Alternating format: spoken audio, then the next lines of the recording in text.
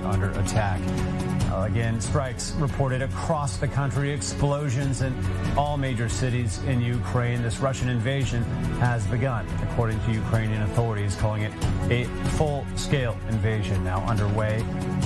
And the Belarusian troops again joining them from the north, at least. Now, Russian President Vladimir Putin, however, announcing this military operation yesterday and warning other countries any attempt to interfere would lead to, quote, consequences they've never seen, close quote.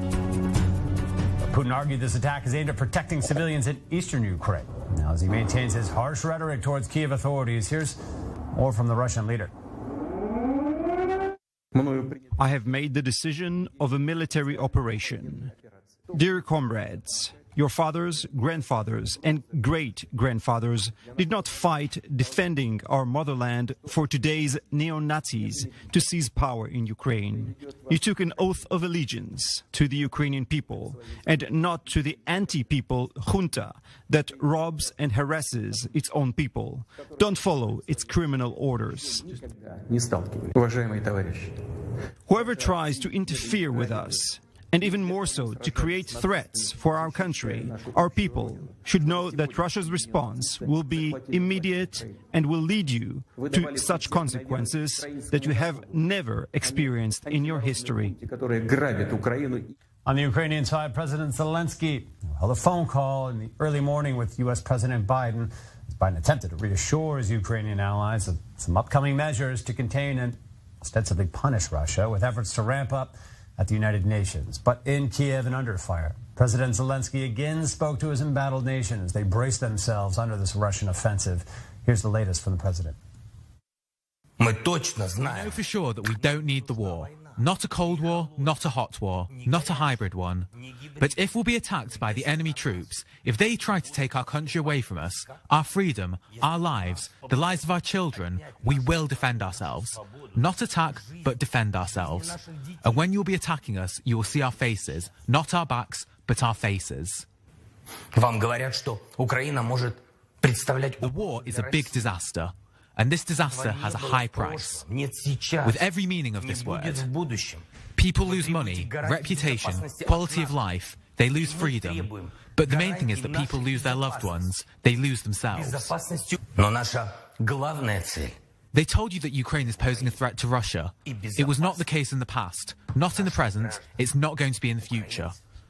You are demanding security guarantees from NATO, but we also demand security guarantees. Security for Ukraine from you, from Russia, and other guarantees of the Budapest Memorandum.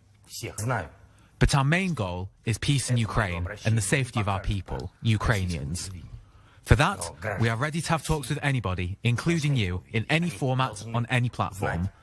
The war will deprive security guarantees from everybody. Nobody will have guarantees of security anymore.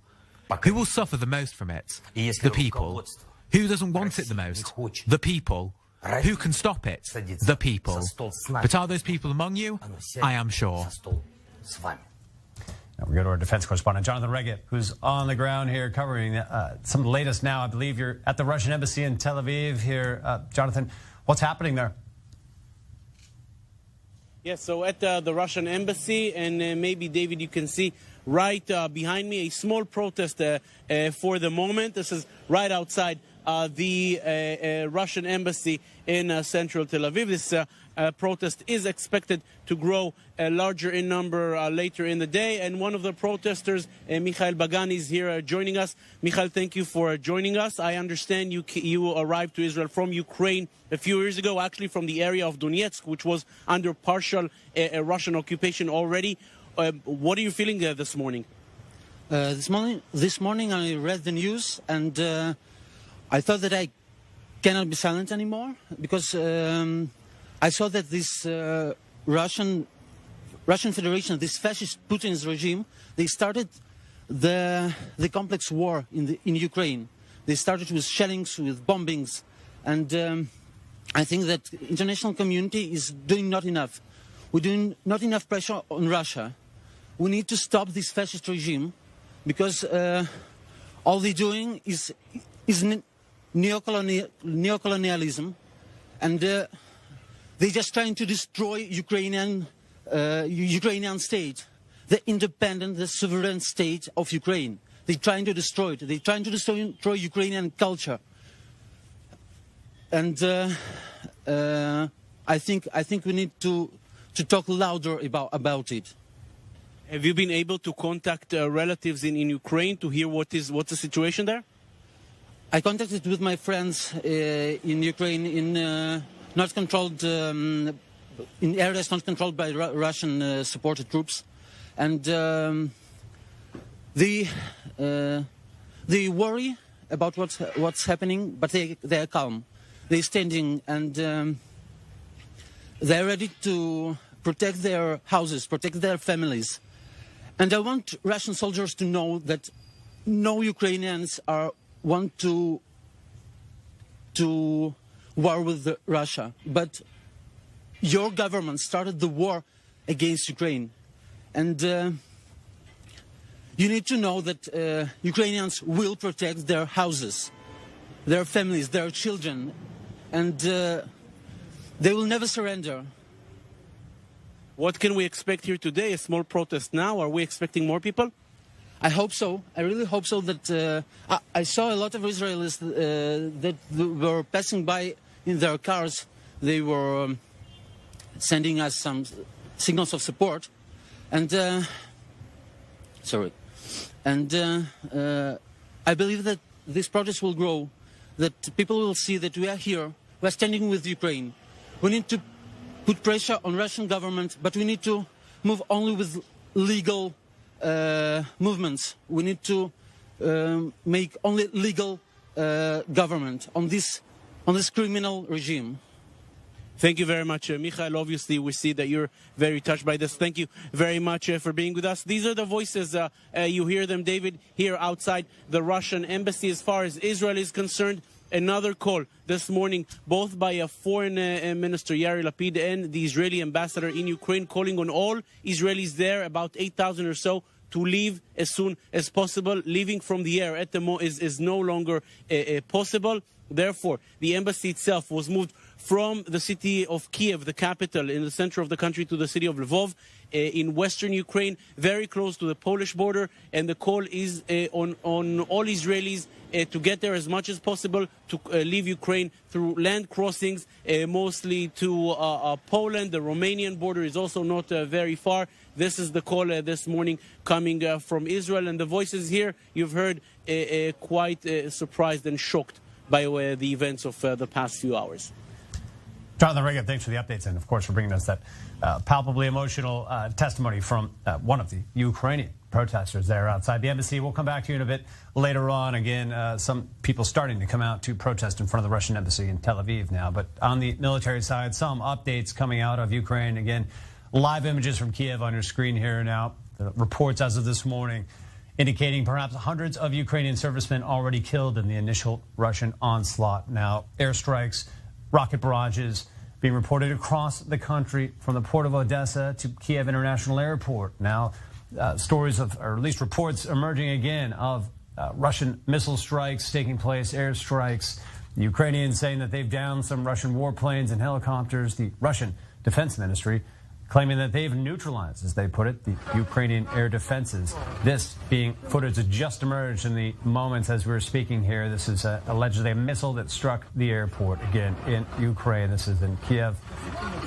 Again, reports of a Russian airborne assault on the airports and the seaports themselves, coming in from virtually all directions in Ukraine. Belarusian armored columns also joining the Russians from the north, rolling down the major highway towards Kyiv. People taking shelter, air raid sirens again. Some reports even of people fleeing the major cities, which are clearly a target at this point for what appears to be an all-out assault on Ukraine, and that according to the Ukrainian government themselves. So these are the updates here. We'll continue rolling with them as they emerge here. So much happening in this arena. We're in the studio there with our correspondents, and Owen Alterman, a senior international affairs correspondent. Owen, the Israeli angle, one we keep trying to come back to and focus on here, the dilemma between Russia, Ukraine, the United States for Israel now. What's some of the latest emerging from the government? Yeah, I think the dilemma, frankly, David, is on hold for the moment. There's a much more pressing issue, and that's the Israelis who are in Ukraine. As I've said before in our and Jews for that matter who are in Ukraine, as I said in our broadcast before, this is a more central issue for Israel than for other countries, right? A report in the British media that there were 5,000 British nationals on the eve of the war in Ukraine, in a country that's 7 times the size of Israel. Israel, on the other hand, on the eve of the war, 10 to 15,000 Israelis, 2 to 3 times the number in a country that is 1/7 of the size of Britain, and then beyond that, 150,000 to 200,000 Jews living in the country for whom Israel feels a sense of responsibility. In the last few moments, another statement issued by Israel's foreign ministry going exactly at that, providing practical advice for Israelis inside Ukraine on what to do, telling people, as Jonathan Regev mentioned, to get to land crossings, saying that Israeli embassies in neighboring countries have put representatives on the other sides of those borders. So if you get to the Polish border, there's a representative from the Israeli embassy in Poland on that border. Same in Slovakia, Hungary, Romania, and later in the day on the border with Moldova. So again, the Israeli government trying to take care of those Israelis in the country, telling them to get to those crossing points, putting out phone numbers and email addresses of the embassy, of the situation room in the foreign ministry for Israelis to register, to be in touch, and for the government to try to track them and help them and do what it can. So obviously a fluid situation. I can say one wonders, again, it's hard to level any kind of criticism at people under such a difficult situation, but I do know Romania well. I lived there for 2 years. There isn't just one major crossing point from Ukraine to Romania. There are 2. There's also a third one, we should say, which in fairness is a much more minor crossing. Assuming that both crossing points are open, why are there not representatives at both so that people can get to the one that's closest to where they live and to try to give people every avenue and every route to leave the country? But Israel, as we know, David, Israeli diplomats are known for going beyond what diplomats from other countries, what they do to help nationals, Israeli nationals who are abroad. That's going to be even more true in this situation, let alone what's going to happen with the much larger Jewish community in Ukraine. It's going to be a major, major focus for Israeli policymakers in the coming hours. Yeah, great for the update there. Again, the Israeli government appearing to do what they can in this moment. So much developing on the ground right now. And the images on your screen, again, these are all coming out of Ukraine in the last minutes virtually here. Large explosions taking place across much of the country here. Again, that's what's on your screen here. But again, the Russians, at least their president, Vladimir Putin, justifying this all-out assault on the country, as he put it, to remove the neo-Nazis, quote unquote, in Kyiv now, as he refers to the central government of Ukraine, and he's claimed this is a peacekeeping mission, as his rhetoric has indicated there, all aimed at protecting civilians, as he puts it, in eastern Ukraine. Again, the only damage and explosions we're seeing here are coming from elsewhere in the country, but here's more from Vladimir Putin. I have made the decision of a military operation. Dear comrades, your fathers, grandfathers, and great-grandfathers did not fight defending our motherland for today's neo-Nazis to seize power in Ukraine. You took an oath of allegiance to the Ukrainian people and not to the anti-people junta that robs and harasses its own people. Don't follow its criminal orders. Whoever tries to interfere with us, and even more so, to create threats for our country, our people, should know that Russia's response will be immediate and will lead you to such consequences that you have never experienced in your history. Again, if you're just joining us now, this is live breaking news coverage ongoing here at I-24 News. We're continuing to cover the latest now, everything developing quickly on the ground in Ukraine. And for a bit more on the military analysis, now we're joined by security analyst Rafael Shalmi. Thanks for being with us in the studio here. What did the latest, the big picture taking place, latest reports, clearly a lot happening. What's it all look like to you? It appears to be the Russian objective at this point. The last minute information is a terrestrial entry from Crimea, and we have the terrestrial entry from Belarus towards Kyiv. So this indicates very clearly that we are in the worst scenario possible, meaning a full-fledged invasion of Ukraine by Russia. During the night, the missiles were aimed at strategic points, mostly airports and air defense. And now that the artillery and the Air Force have done their job, the terrestrial entry is coming in, we're probably trying to see a blitz, meaning a very fast entrance in many different points into Ukraine and neutralizing of the Ukrainian military defense in a very fast, very well planned action. The Russian intel must be quite good because they know exactly where they're going and they know exactly how to neutralize on the way air defense facilities, even civilian facilities have been hit. Simultaneously, there is a cyber attack all over Ukraine, hitting all the most strategic infrastructures. So this is the worst case scenario. We are going to have to see now what is happening on the other side, because obviously the dissuasion of sanctions doesn't work. Putin is not impressed. The whole world is now going into economic chaos. I mean, the boomerang of the sanctions will be actually very fast in coming. The Russians are counting on the help of the Chinese. Anecdotally, the Chinese have told their citizens in Ukraine to drive around with a little Chinese flag on their car, meaning they will not be hit because they are the friendly force. That's the anecdote. The other anecdote that's less ironical is that there are many cities, mayors have asked people to stay home, and others have asked people to evacuate the city. Remember that in Ukraine they do not have the shelters like we have in Israel, or the training of the population to, defend themselves. And that's the next problem that the Europeans are going to face, because right now NATO is being tested. Right, and NATO is being, as usual when it's tested, very disappointing. They're not doing anything. I'm not sure they're going to do anything, but the next crisis is going to be most probably the refugee crisis. Tens of thousands of refugees fleeing westward. The question will be now, what will Europe do? Will it, as usual, close its borders? Will the Moldavians, will the Romanians, let people come out? That's why the Israelis already talked with the Russians in case, if we cannot evacuate Israeli citizens and Jews towards the west, we evacuate them through Russia. This is going to be a huge humanitarian catastrophe as well. The last question, how long will the Ukrainian army, which is weakest than the Russian army for sure, how long will they last? How long before military victory of the Russians? The flag will be put up on Kyiv. But then the second question is, how long will be the civilian resistance, the resilience of the Ukrainian people? Once the army is defeated, it doesn't mean the Russians have completely won the war. There might be a strong resistance of the Ukrainians, in which case we can enter another scenario, which will be like an Afghanistan or Vietnam scenario, where the Russians are making what many armies have done in the past, the mistake of confronting guerrilla warfare, urban guerrilla warfare. And so much happening, as you highlight here, Rafael Yerushalmi. Thanks for the updates there. Clearly, a lot taking place in this arena now. This is developing by the minute across Ukraine here. This is, again, as you just have it here, appears to be an all-out assault. You're watching images on your screen here. Some of the footage emerging here. We know that this has been a massive air and now land assault on the country from almost all directions here now. The Russians moving in, the Belarusians joining them from the north here. And we go back to Kyiv at this moment to Oleg Golubenko, political analyst there in Kyiv. Oleg, we spoke last hour. It appears more has taken place since that time. What else can you tell us about what you're hearing from the front lines of your country? First of all, we have officially martial law now in our country. So, and we are ready to protect our territory, to defend. And of course, now we are trying to receive all possible support from the world.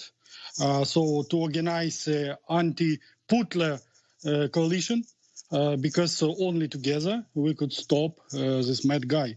Because it's a really awful thing, unbelievable. Till now, it's unbelievable because it was normal, peaceful agreements all the time. But Russia denied Ukrainians as nation. Putin crazy. He's crazy, absolutely. And we have a mad neighbor. This is a problem. And of course, we haven't enough, maybe shelters, we haven't enough weapon, but we have a spirit and we are ready to protect our territory, to defend our people, our families. And of course, so each person in our country is ready, absolutely, to kill all occupants, all the soldiers who will come here. And you should understand one thing, that it's not a normal war. We're a very large country. We have more than 40 million people. And so our people would like to be free and to choose democracy values. And of course, we will be strong, and we hope for the whole world to be with us, and so to protect our ideas, our values, because it's not normal war. It will be started, the Third World War, absolutely. It's the same ideas like Hitler had, absolutely. But only now Ukrainians suffer from it because of the ideas of one crazy guy in Kremlin that it should not be existing. Absolutely. Like country, like nation, like people. Oleg, thanks for those updates. Stay with us. We are moving back in the studio again, just to tell anyone tuning in here, we're watching the unfolding situation here and trying to cover everything as it emerges from Ukraine. There's been reports emerging from virtually every city now of massive explosions across Ukraine. The main cities all being targeted, the airports, the seaports, certainly all the military installations for the Ukrainian Defense Forces. We have a correspondent here in the studio, Ariel Saran. Ariel, what some of the latest has been? Obviously, so much going on. What can you tell us about what appears to be happening on these front lines with the Russian troop movements? What's the latest? Well, pretty much we're seeing all of Ukraine one front line, whether it's border cities, cities inside.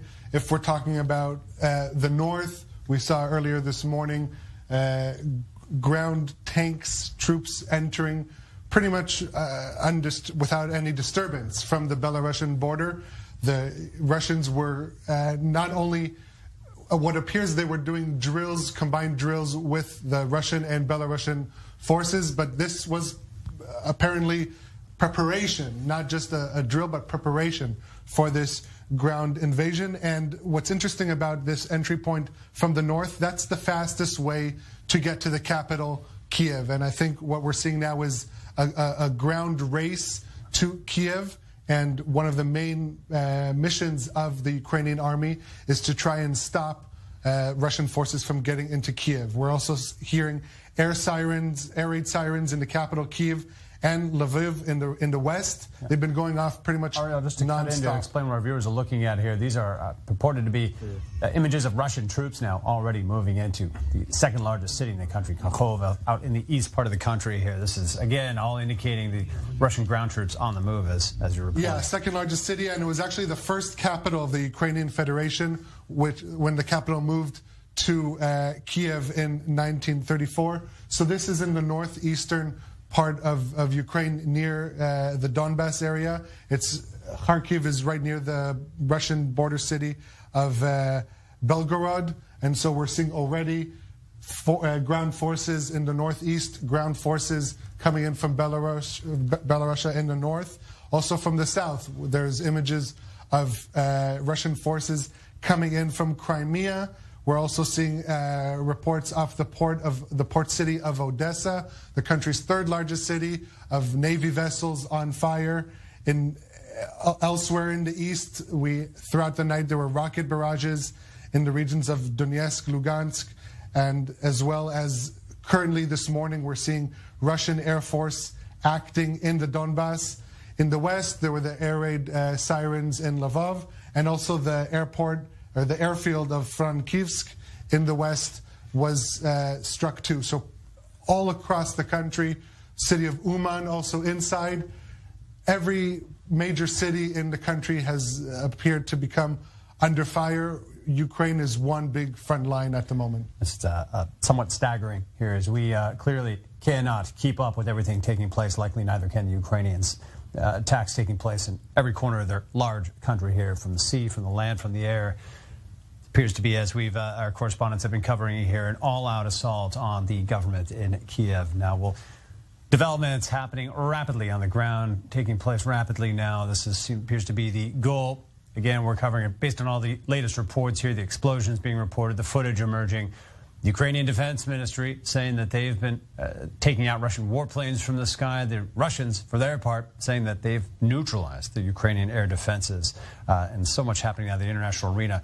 such an important factor at this point here. All eyes looking certainly to the west, but we have Owen Alterman in the studio here still. Owen, what's the latest? Yeah, a couple quick updates from here in Israel, David. We were told earlier this morning by the Foreign Ministry that the Foreign Minister Yair Lapid would hold a situational assessment. That's maybe the best translation from the Hebrew at 10 o'clock local time, so in a half an hour, assuming that's still on. We've also heard that the Foreign Minister, this is not uninteresting, will be giving a press conference at 12 o'clock local time on the situation in Ukraine. 2.5 hours from when you're nodding, because it promises to be a very interesting press conference, especially if there are questions from reporters, because he will not be able to evade, at least not the question. It may, by his answer, be able to be evasive about Israel's position on the conflict and on the war. As we all know, Israel has been very, very careful in terms of what it said, waited until yesterday to put out even a very carefully worded statement, as I often compared on our air, like a page of Talmud where you have the text in the middle and need the commentary all around it to decipher what it means.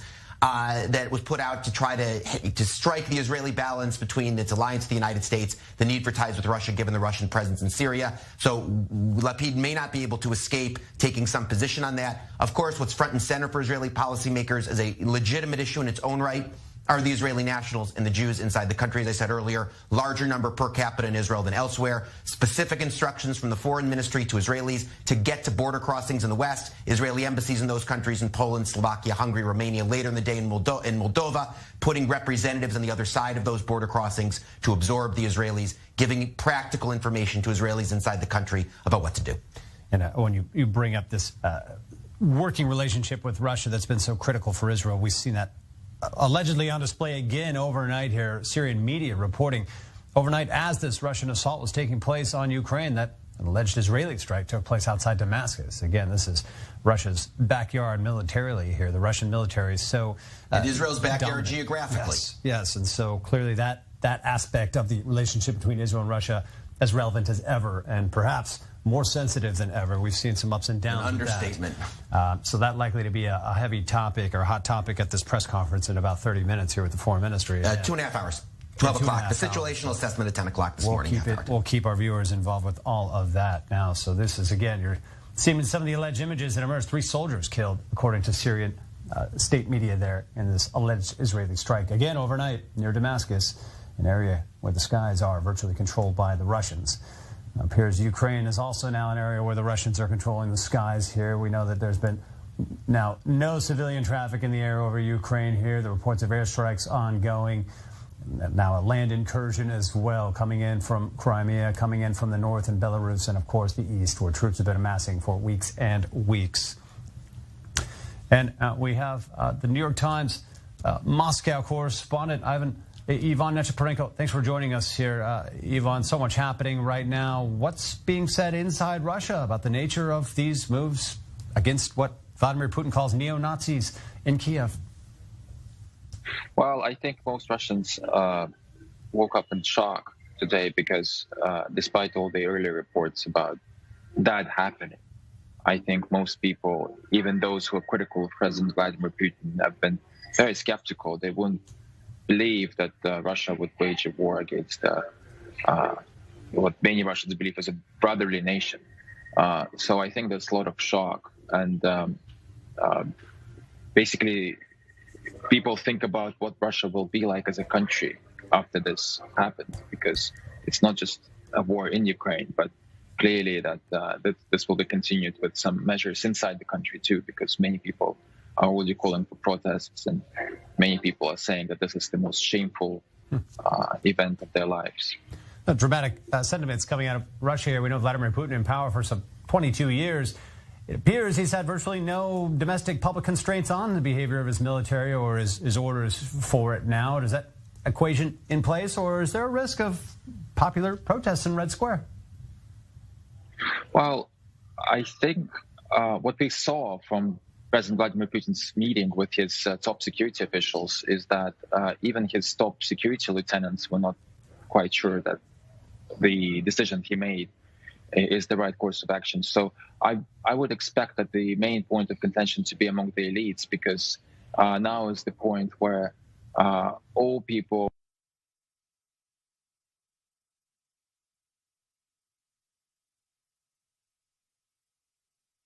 Okay, so I think for many members of the elite, the so-called technocrats, the liberals, this will be a very, very difficult choice. So I would expect some tensions there.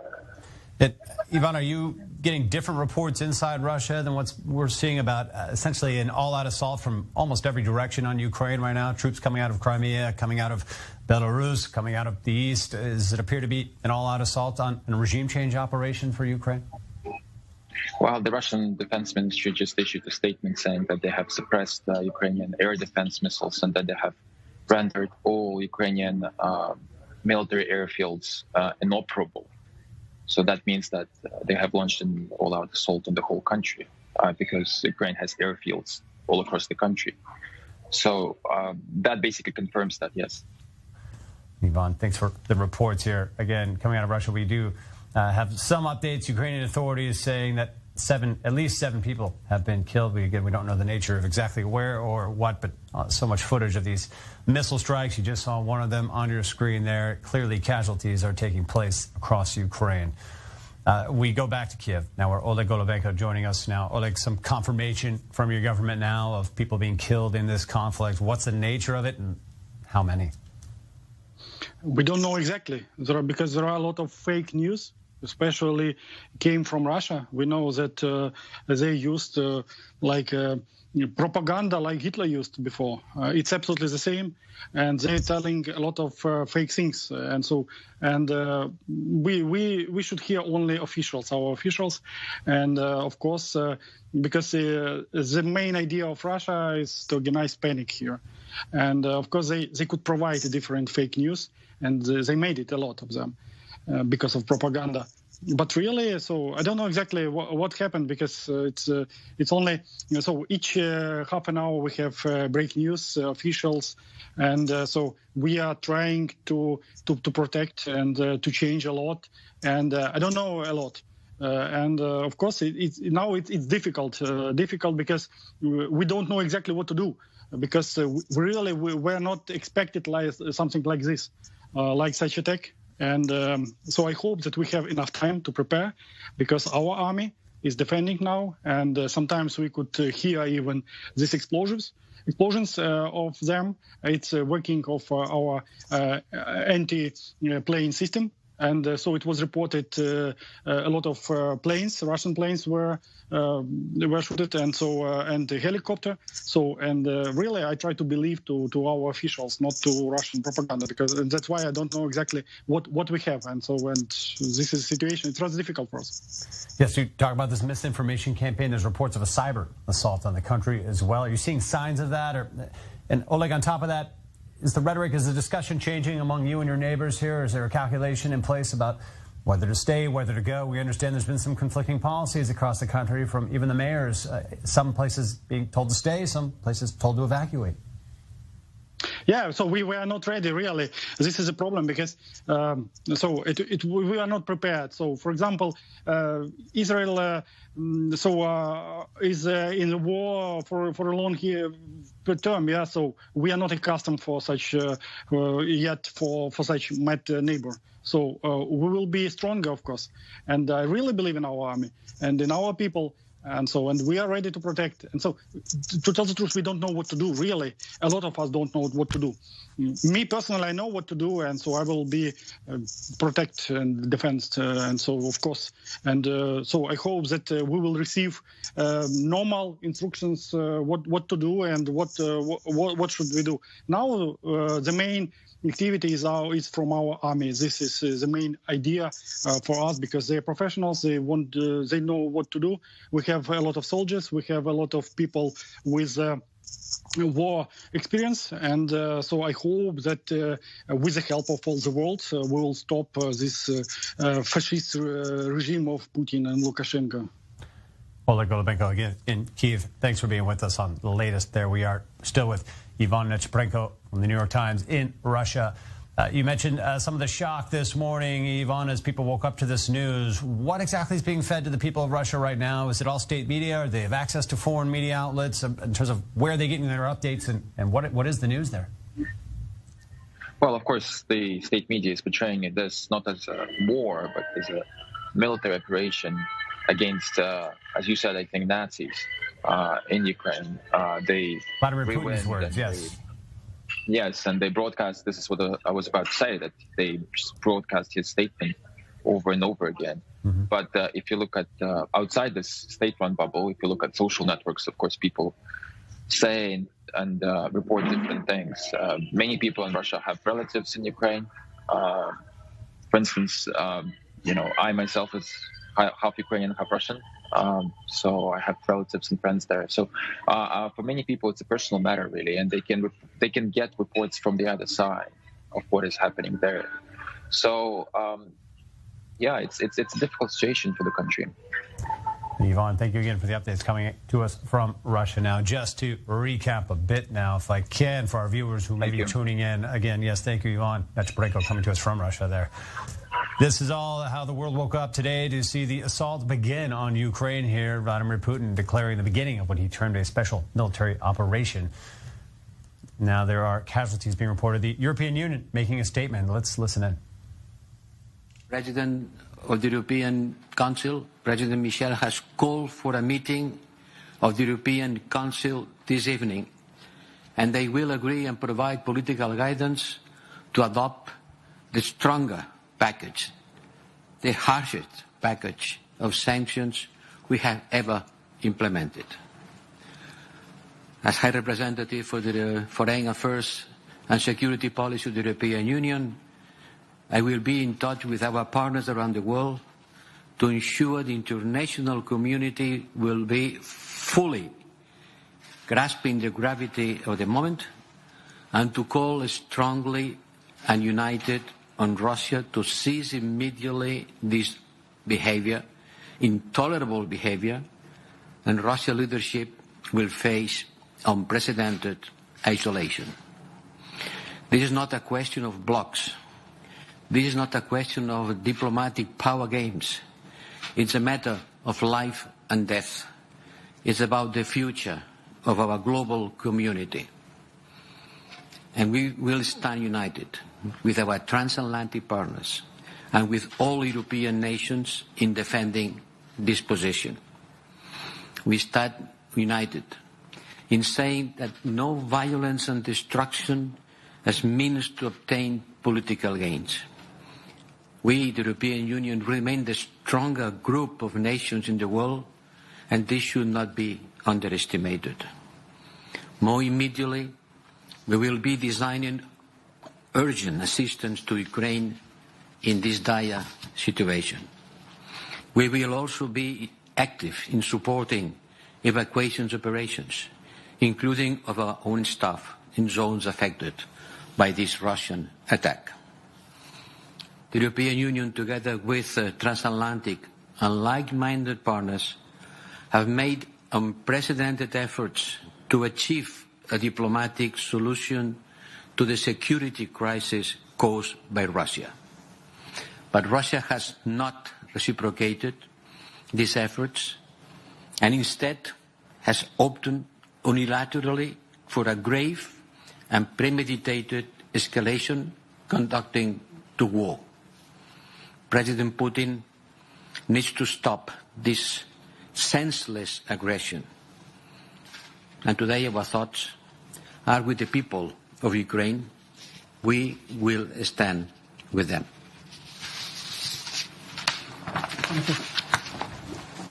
Again, you're watching statements from the European Union here again as they stake out their position. Again, no change really, trying to dissuade President Putin with their harsh rhetoric now from the ongoing, as far as we can tell from reports, full assault from all directions almost on Ukraine here now. The ports, the airports and the seaports under attack. We are in the studio still looking at the situation at large, certainly as the Israeli government may be involved here. Actually, we'll be back with much more. We're stepping out for some break here. We'll continue our live coverage there. This is a fluid situation we're also trying to keep up with like the rest of the world here. War underway in Ukraine, the Russian assault. As the Ukrainian government puts it, full-scale invasion underway. Reports indicate Russian troops crossing the borders from Crimea, from the east and from the north alongside the Belarusians. We'll keep you updated for now on the breaking war in Ukraine here from I-24 News.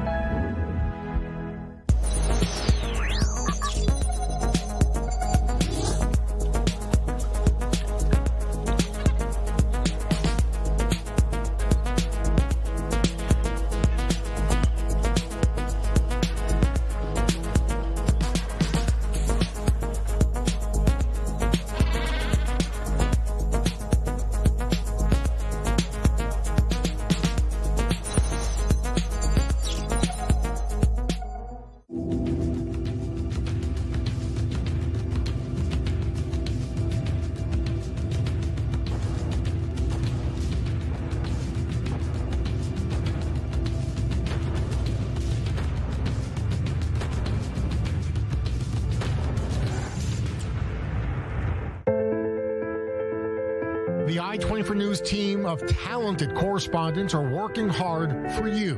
They're in the markets, on the streets, in the battlefields, getting the pulse of the story. Tune in for Beyond the Headlines to see how the top stories of the week are affecting real people. No commentary, no debate, just the best stories presented by our best journalists.